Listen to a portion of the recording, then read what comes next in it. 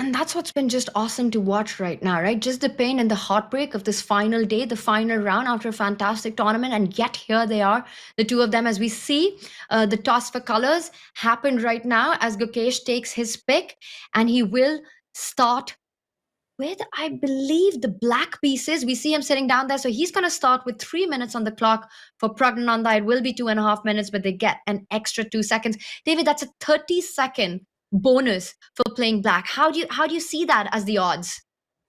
Yeah, usually in Armageddon chess, white gets a bonus but has to win. So yeah, this time there's no draw odds. So a draw, we just go on to the next game. So basically you get the advantage of the white pieces, you get to pick the opening, but you have the 30-second deficit. I see it as balancing out. I think it's very fair, Tanya. And d4 to start this game. Gukesh, does he realize the clocks have started? Giving the 30 seconds back now. I think he's just remembering everything that he's learned over the last year from his mental coach, Paddy Upton, how to take care and deal with this pressure situation. We've got the London on the board. Will it be the London system that decides the winner of the Tata Steel Masters? Whoever wins, it's a winner takes it all. My hometown, the London system playing a part here. And wow, something that Ding used in the World Championship match against Gukesh. This is actually a total mirror image of what happened there. We're going to see the queens come off most likely. It's total symmetry. But in that game, Tanya, Ding used this opening, got a bit of pressure against Gukesh. Gukesh, though, surely has done his homework. Really interesting mind games at play there from Pragg. Very interesting with Gukesh employing the Reti very successfully at the World Championship in his first game of the playoffs here. And now it's Pragg with the mind games taking on the London, and the queens are off the board. David, are we headed into, well, a second sudden death, or is it too early to say? Because very often the problem for Gukesh here is the development of that light squared bishop on c8, the lack of development on the left side of the board. How much of a factor is this for white to play for an advantage? It's small. It feels like Pragg has had enough of the fun, the chaos, the wildness of the last few games for him. And he just wants to kind of maneuver his way around. I'm going to say there's enough pieces left. There's enough ammunition remaining on the board here, Tanya, to guarantee both sides a bit of chances. But a draw does look very much like the kind of objectively correct result if they play perfect chess. Then again, it is blitz, it is sudden death, so that's never going to happen. We're going to see some turns ahead. And okay, retreating his bishop, getting ready to bring his knight forward now. Pragg, he's got some ideas. I like what he's doing. Yeah, perfect chess in blitz does not exist your Magnus or Hikaru. Well, these two players have been playing some high accuracy chess as well. We see another trade being offered right now. Very often a player who's able to get a bishop pair in these endgames is the one who's fighting for a big advantage. But Gukesh takes care of that. If you trade on black's terms here, that rook on a8 suddenly opens up on the A line, already targeting the A2 pawn. You push that forward. There are ideas of B4 appearing on the board. So I think taking that double pawn will not be a wise decision here for Pragg. Bishop takes b5. But if not, what is the alternative that he finds? Yeah, there's a few alternatives. You can just block this exchange with your knight. He does actually go for the bishop exchange. Very surprising. I agree with you, Tanya. It looks like black is the one to gain here. If anything, b4 on tap. The knight now can come out. It looks like a great transition there for Gukesh. Also, the time situation, it leveled out, but now Gukesh has again, just as he started the game, an extra 30 seconds. What are your predictions? Can Pragg hold the balance here?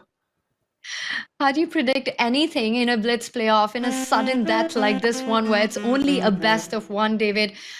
You know what? I'm ready to see this go into the next 10 sudden death games, if that's what it takes. It's almost going to be heartbreaking to see this one get over. So we've got the rooks lined up against each other. I think draw is the most likely outcome, simply seeing how the pieces are about to get traded off. So I do see the B pawn still doubled up, haven't really been neutralized with the move b4. Does that give Pragg something to fight for? Jump at the center of the board with the knight. Yeah, maybe it's time to jump in one of these knights at some point, but the black knight's jumping as well, potentially. The black knights have access to some really nice squares. It feels like this is the first real tension in this game.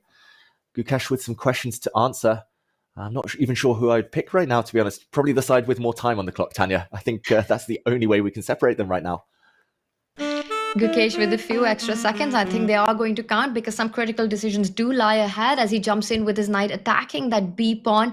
Pragg has to take a decision. How does he want to defend it? If he pushes that B pawn, the A pawn falls. How do you defend this? Rook B1 is not a happy move. Oh, it's not a happy move. You might need to exchange a set of rooks. That's what Pragg does. And only then go passive with White's rook. But momentum definitely lost there for Pragg. And the black rook sneaking in and behind. It's going pawn hunting here. Could this be the next turn in this incredible tale of two fighters? It very well could be because this is when the pressure starts building up, and it's Pragg who's under that 1 minute mark. He has to find play against those queenside pawns that Gukesh has. Try to target them, and it's not easy to really spot how you do that. David, the more I look at this position, Gukesh is about to win a pawn in this endgame. The A3 pawn is weak as well. It's about to fall. It's about to fall. It's still level material, but no way to defend this one. White's bishop and knight actually on the other side of the board, just bystanders, not participating. He needs to find some counterplay here, some compensation, Pragg. Yeah, I wish we had heart rate monitors as well because nerves are jangling. It's the white king that's making a dart over to try and save the day, to try and pick off this passed black b pawn. Oh, and let's remind everyone, it's winner takes all. This is a best of one. This is a sudden death. If Gukesh wins this, he's up an extra pawn. He takes the championship. And David, he's slowly and steadily making progress. The black king will join the party at some moment and assist the b pawn moving forward. Pragg relying now on Gukesh to make some error to find his fighting chance here. Oh, that is a huge decision. And wow, only winning move apparently. Bishop back to d6, trading off the bishops. That would have given a huge advantage to Gukesh. He didn't find it. Going into a knight pawn ending, famously known to be similar to a king pawn endgame, but with White's king activity, it's understandable that Gukesh didn't go for that direction. It would have given him a big winning chance.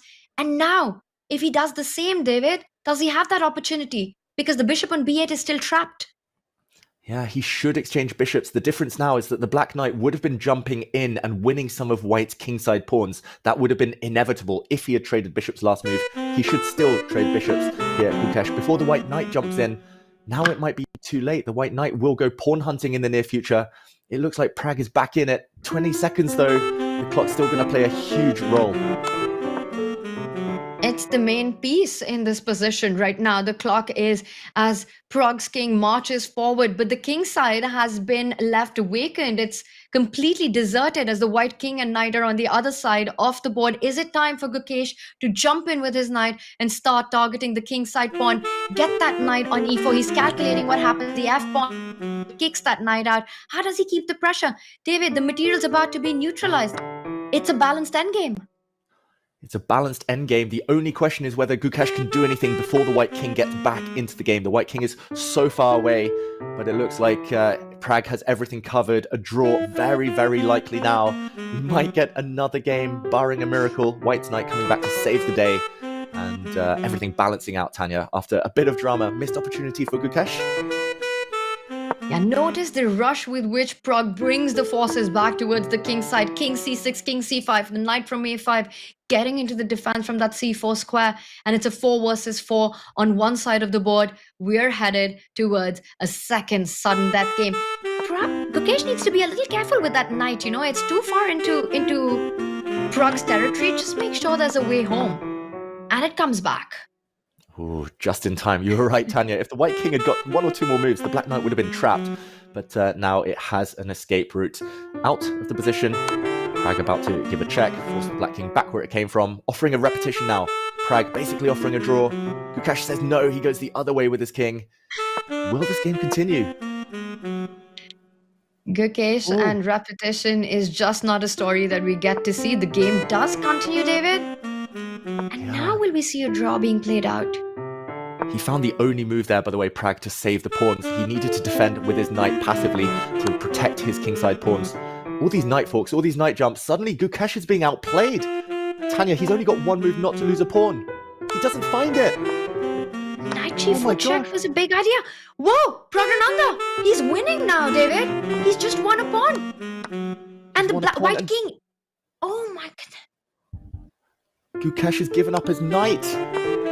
Pragg here has an extra knight. Can he hold off the advance of the Black King? Gukesh needs to get those white pawns. Pragg needs to make sure that one of these two pawns are alive as the king marches towards Black's pawn. David, this is completely lost. Pragg has got 4 seconds to figure his way out. It all relies on the clock. And he's playing confidently. These could be the final few moments of the championship. Gukesh desperately trying to push the pawns to try to create an imbalance, but now none is to be created. The g4 square in control, and Gukesh is giving up. Wow, and Gukesh's time runs out. He offers his hand. Pragg is the winner of the Tata Steel Masters 2025. What a turn, what a twist of fortune. After it looked like he was down and out, he was heartbroken in the classical portion in round 13. And heartbreak for Gukesh again in the playoff. Again, he's the runner-up. So close, but not close enough. So close for the world champion who was given a second chance, a second life at the title, who did take the lead in that first Blitz game, but Pragg bouncing back. And Gukesh, he's filled with emotions right now. Wow. Heartbreaking scenes. It means so much to him. Yes, he's the world champion, but he wants more. He wants titles. He loves chess. He loves winning. And he came so close. He was in perfect form for the first 12 days, the first 12 rounds of this event, Tanya.